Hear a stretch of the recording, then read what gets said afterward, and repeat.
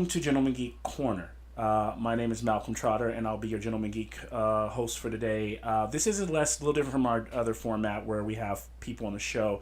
I just wanted to start to kind of be able to talk to you guys 2 to 3 times a week, where I just rant about the crazy geek ideas that are on my mind. Review movies.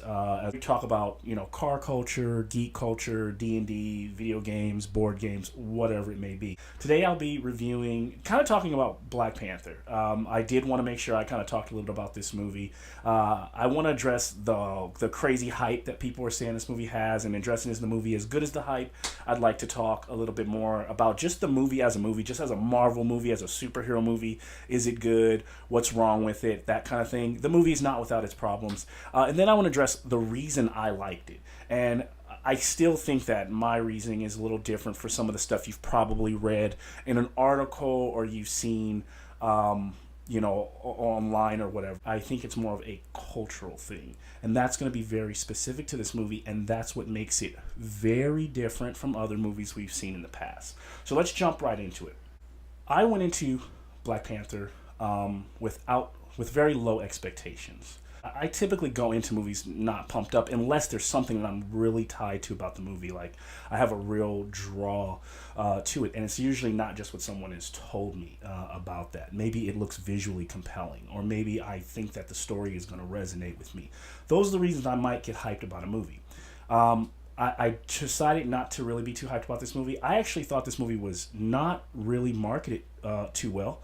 It wasn't pushed by Disney, but I think that they knew, they're smart, and they knew that they didn't really have to market it if they could just get that, if they could tap into that cultural significance and get that buzz going through the internet. And I think what really got a little bit of buzz in the air for Black Panther early on was the fact that it was going to be this all-black, mostly multicultural cast, and that it was going to deal with now African nobility, right, that we typically don't see in movies. And that, what does that do? We're the only other movie we could think of that stirred up memory. Can't even say the word. It brought up Mabunda. I don't know. It brought up Coming to America. Now, Coming to America is a great movie, and so you saw early on the memes comparing this movie to a superhero version of Coming to America.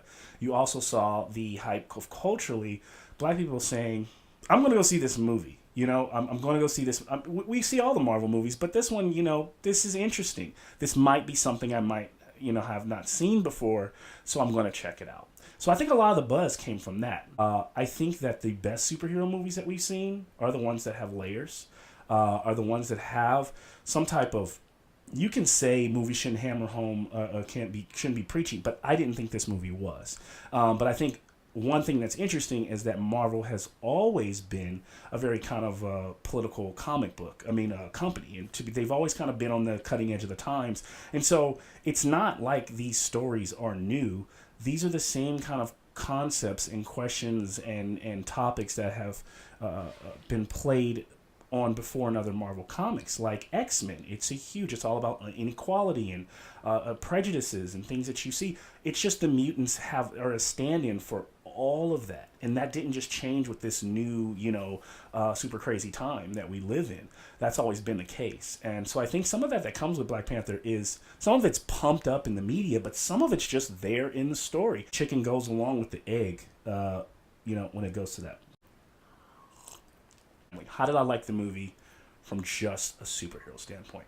This is a solid superhero movie. Especially it's a fresh take on the superhero genre when I've gotten really tired of the kind of stale movies that I've been watching before. How many times have I seen Spider-Man rebooted? How many times have we seen kind of X-Men? How many times have we seen the same concept? Big baddie comes to the Earth. He's got a million robots in the sky. Dump the robots on the Earth. Bad guys fight them. Blow some buildings up. Yada, yada.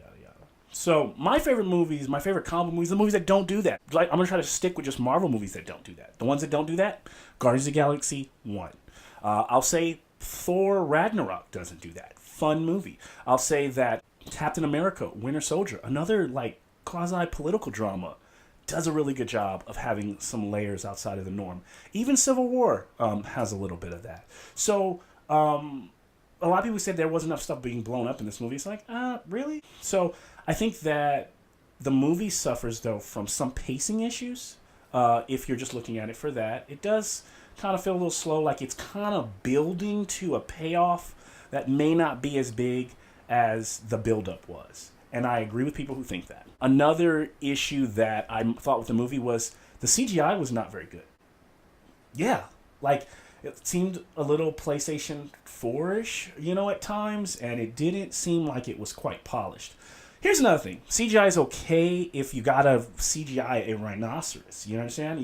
When you've got to have people fighting on a landscape and you need maybe 100 or 200 or 300 of them, and you probably don't have that many people in cast.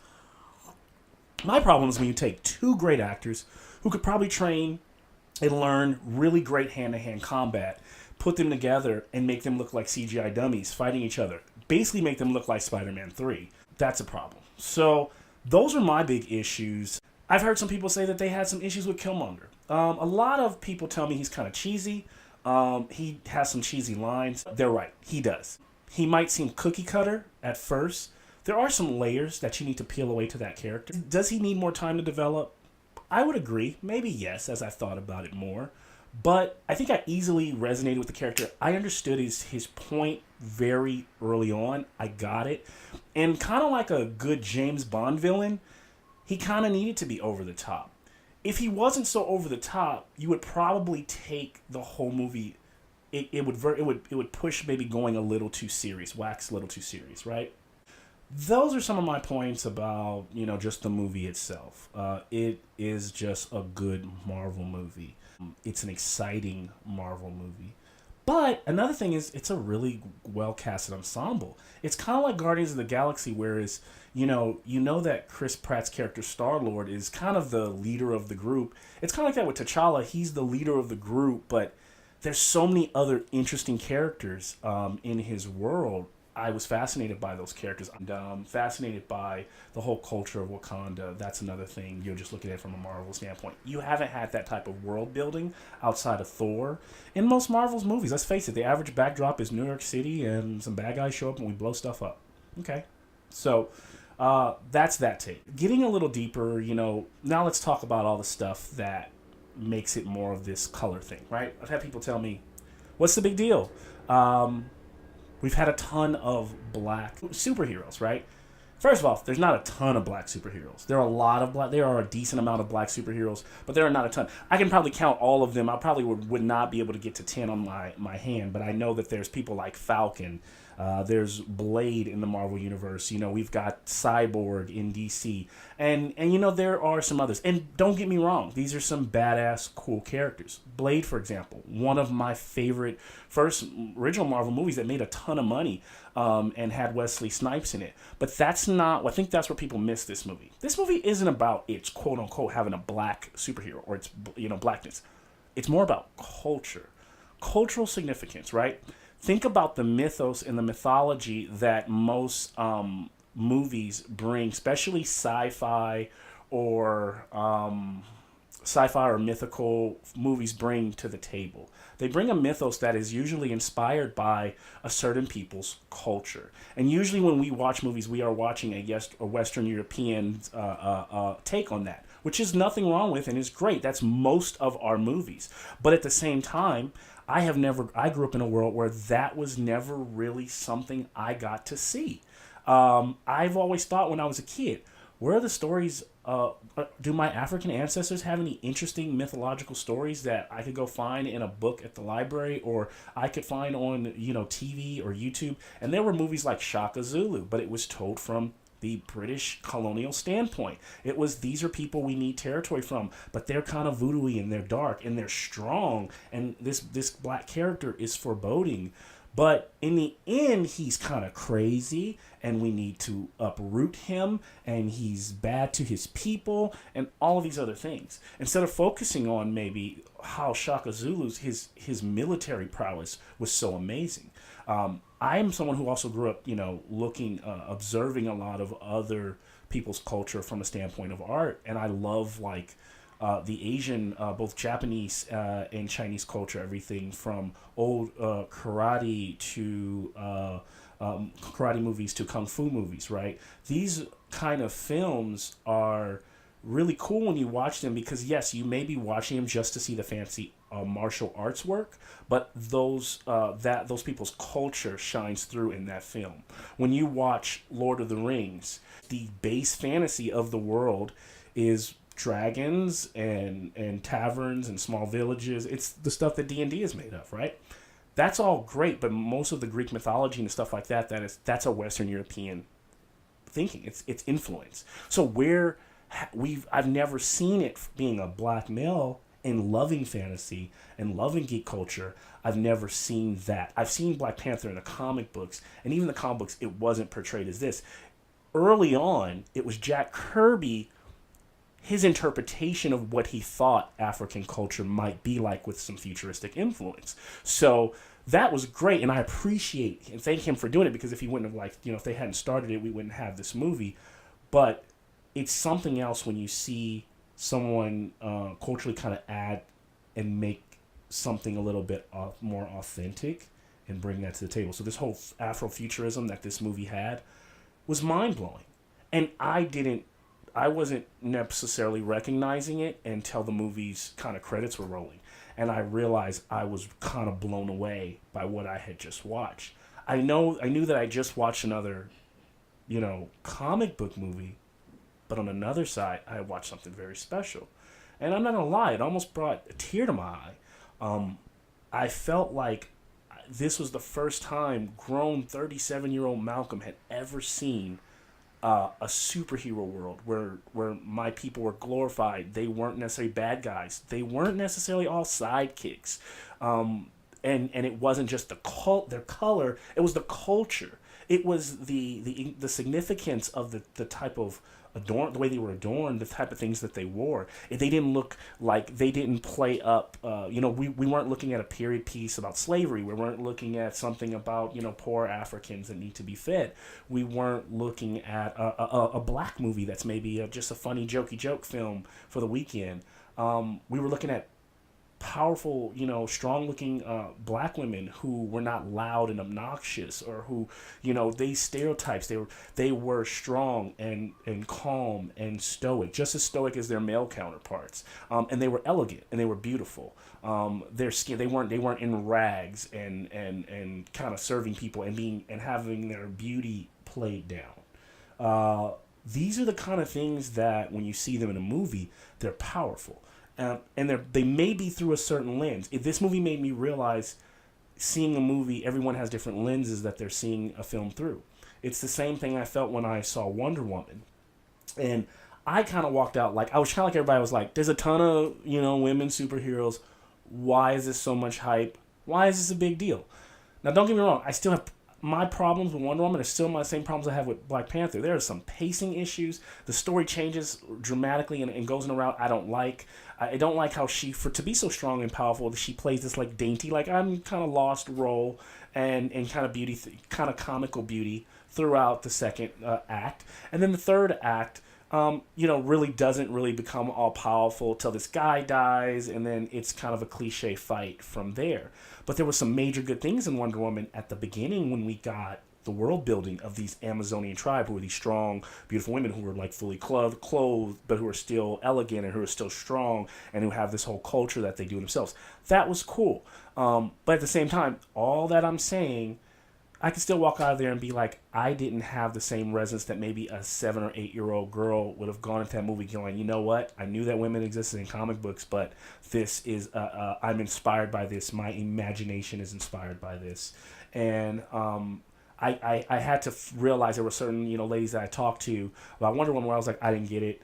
And I had to go back and, and I had to say after seeing Black Panther, I was like, I get it. I get it now. I get where there was another layer to the movie for you.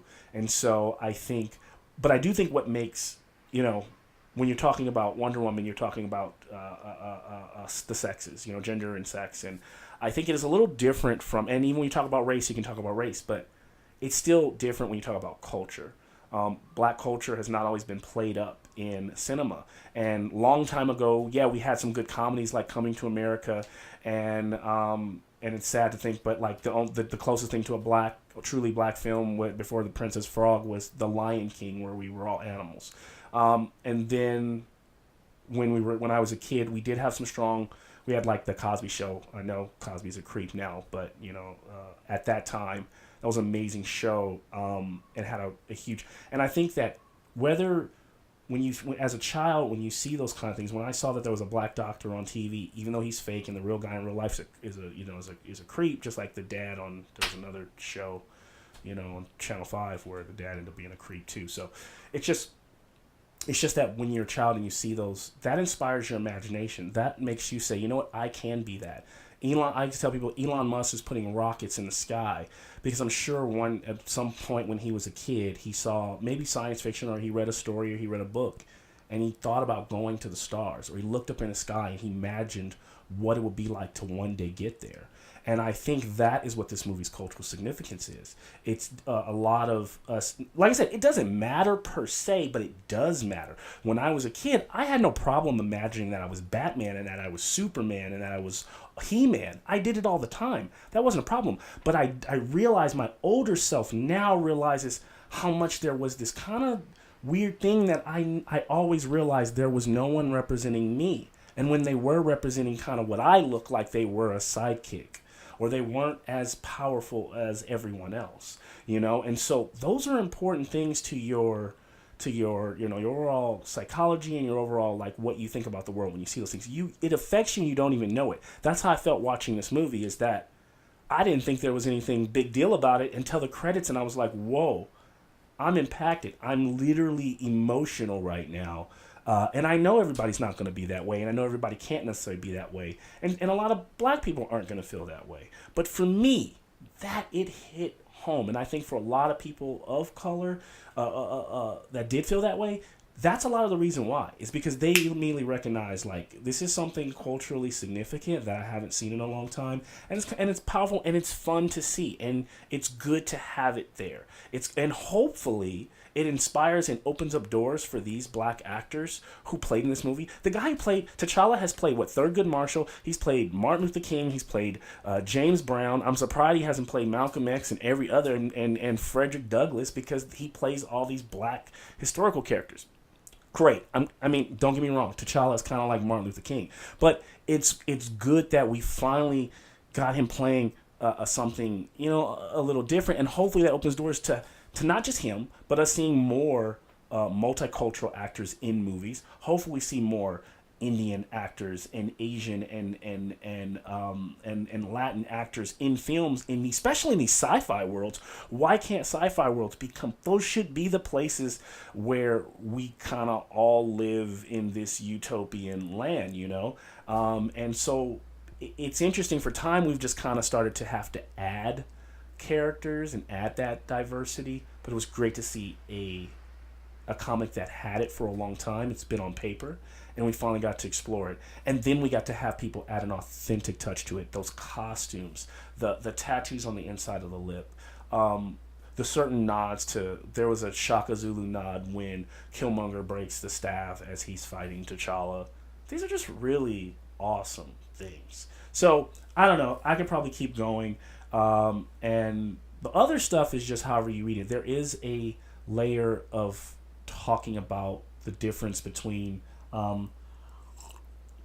African nobility and how that relates to the American ancestors, right? Us. The movie is a strange thing where you look at the villain, whether you like the villain or not. I don't think you can disagree with his ideology.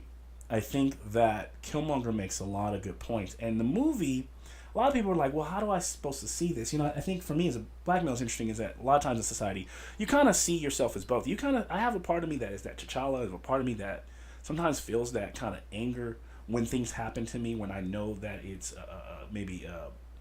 feel like this is man, if I'm feeling this way about this particular situation, what did my dad feel like? What did my grandfather feel like? What did my great-grandfather feel like? And so, I think that's like a good James Bond villain. They often have a really good concept about what's wrong with the world, but they have a bad concept of how they may necessarily need to change it.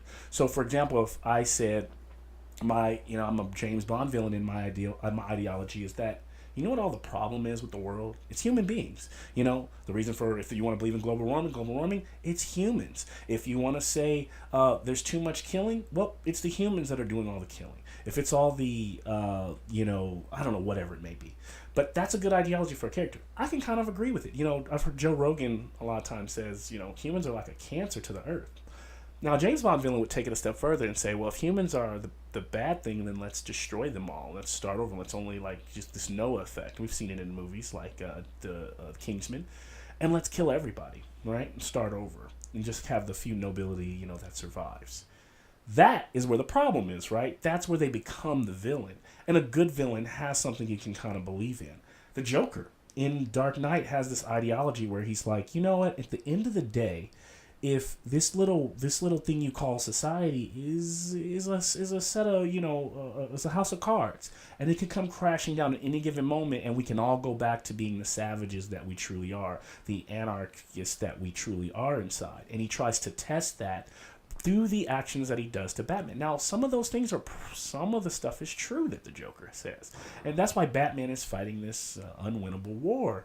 But at the same time, you can't get behind it because you don't want to deconstruct society. You don't want to have those things. So, on that regard, that's what makes Killmonger the villain. He's also he's so jaded in his passion that he's willing to kill anybody around him. He's willing to do very brutal things to both women and men. He has no loyalty or allegiance. And then the movie says kind of a lot to me about how the problems that we have in, you know, kind of our American society of the Killmonger. A lot of people say Killmonger's a stereotype, but he kind of is supposed to be. He is the James Bond villain is an exaggeration of all of these things that trickle down to regular people. And so Killmonger is the, you know, kind of the American black man's rage, all of his ancestors' rage, all of his, his cultural, the things that he's seen around him and not being able to get over it or get past it. And a lot of people can really argue that that T'Challa is kind of the bad guy in the movie, you know, and not really a bad guy, but he does acknowledge his problems. But I had a friend, you know, that made a really good point that in the end, T'Challa, he comes out, but instead of giving the vibranium in a good way, trying to affect the world, you know, he buys a few apartment buildings in Oakland. Okay, shut up, whatever. Or a few projects, and he's going to make a child center. What good has that ever done, right? Unless he's going to buy, like, the whole city. You know, this is a drop in the bucket. This guy is, like, 100 times bigger than Tony Stark, and he's buying 3 buildings. I didn't like that.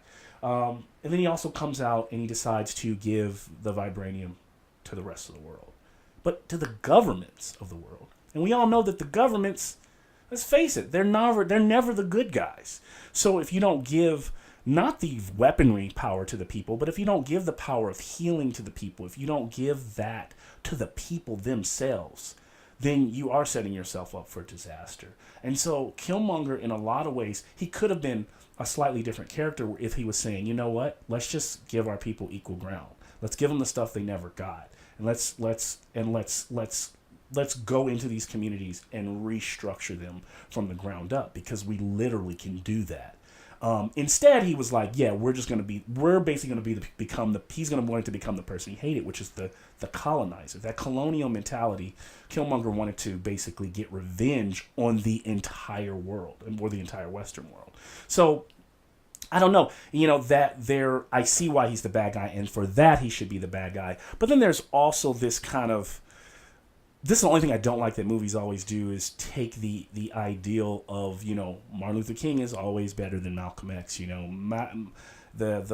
I get it, and you're right. It should never be this full-on uprising. But if Killmonger had more of a, we should want to protect ourselves, we should want to establish defenses, things like that, I can kind of vibe with it a little bit more. But I think that whenever you do have to create this bad guy who is the alt from, you know, this Martin Luther King peace, then you get this character, you kind of always villainize the people that he's kind of based on.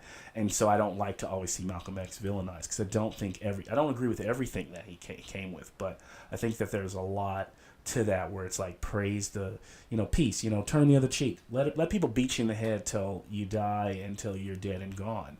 But we know that's not true because here in America, we fought our oppressors. We fought to separate from because we didn't want to pay taxes, and to the British government, and because we didn't want. Because we wanted to protest a certain, religious way of life. We want to have a free freedom to our religion. So think about that. We went to bloodshed for that. But whenever, you know, the minority cultures, you say something like, that sounds very radical and scary. And I get it. And it should be because we've established this way of life. But you can never forget that this way of life was established on bloodshed. It was established on people rising up. The spoils go to the victor. And history is written by those who win wars, not those who culturally do nice things to people. So hopefully we've gotten over that as humans, but clearly we haven't, because you look at the news every day and you realize that's not the case. So in one regard, that's also another issue with Wakanda, is they're scared of that. They don't want that to come in and ruin their way of life. And I've seen this movie even been painted from I saw Breitbart do a article where they said this movie is a great movie and it's all about Trump. And they said if T'Challa is Trump, then Michael B. Jordan is Black Lives Matter. And I was like, what? I don't agree with that, but that's the thing about this movie, is there are layers to it, and you could see it in those ways. I can see what they're talking about in terms of the nationalism of Wakanda wants to protect itself. It wants to protect itself from outsiders. The two outsiders that do come in the movie try to destroy Wakanda. I do understand that, but at the same time, that's not the same as America and immigration. The difference, and I believe in, regardless of what you believe in, I think a lot of times reading into that way, the difference that you got to miss is that Wakanda was trying to protect itself from colonialism, and no country in the world has ever been safe from that. And you can say that we're better off for it. You can argue all these different ways, whatever it may be, but at the end of the day, there's a lot of bad things that kind of go along with that. And so they're trying to protect themselves from that. They're not trying to protect themselves from the outsiders. They're not trying to protect themselves from white people. They're not trying to protect themselves, they're trying to protect themselves from people stealing and taking, literally trying to overthrow them. And that is a fantasy world because it doesn't exist. And that's why Wakanda's more fantasy for that than it is for being this futuristic, Afrocentric country. So, I don't know. That is some of my rantings and my feelings about this movie, but I was really excited. I'm really happy that I saw it. I do think that a lot of children... I enjoyed seeing...